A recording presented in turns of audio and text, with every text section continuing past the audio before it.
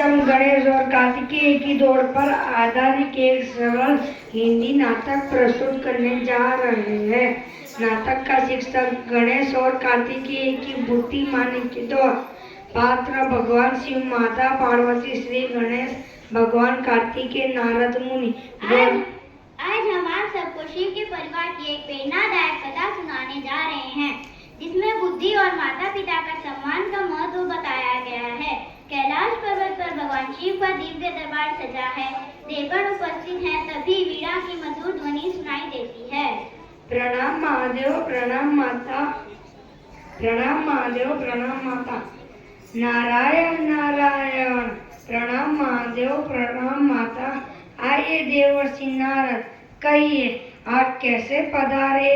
प्रभु, मैं स्वर्ग लोक से यह दिव्य फल लाया हूँ। इसे खाने वाला बुद्धि और यश में श्रेष्ठ होगा, लेकिन यह फल केवल एक ही व्यक्ति को दिया जा सकता है। मुनिवर, यह तो बड़ी कठिन परिस्थिति है। हमारे दोनों पुत्र हमें समान रूप से प्रिय है।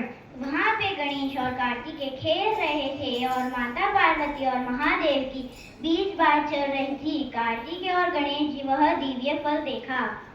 माँ, यह फल तो बहुत स्वादिष्ट लग रहा है। पिताश्री, यह फल मुझे दीजिए, मैं बड़ा हूँ। दोनों पुत्र इस फल के योग्य है, निर्णय कैसे होगा? कोई प्रतियोगिता रखिए। जो पूरे संसार की परिक्रमा करके सबसे पहले लौटेगा, वह यह फल खाएगा। बस इतनी सी बात, मैं भी आया। मोर अपने मोर पर बैठकर चले जाते हैं। मित्र मूषक, क्या आप इतने देर दौड़ सकते हो? मैं वही करूँगा जो सही है। गणेश शिव और पार्वती के चरण स्पर्श करते हैं और उनकी तीर परिक्रमा करते हैं। ओम नमः शिवाय, ओम नमः शिवाय, ओम नमः शिवाय, ओम नमः शिवाय, और हाथ जोड़कर खड़े हो जाते हैं। पुत्र, ये क्या कर रहे हो?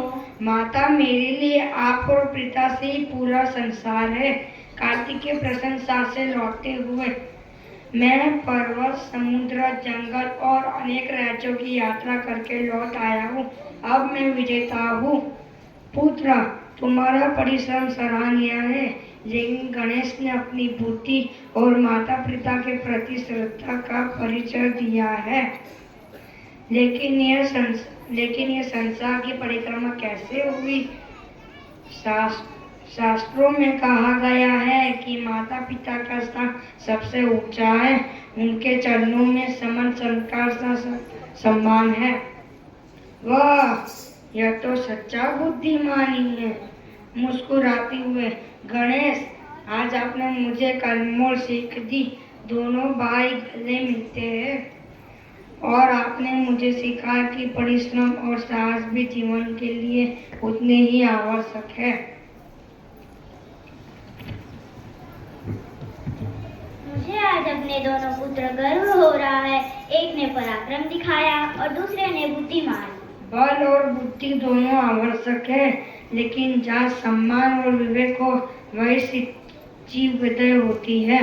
इस कथा से हमें यह सीख मिलती है कि माता पिता का सम्मान, बुद्धिमत्ता और विनम्रता जीवन की सबसे बड़ी शक्ति है।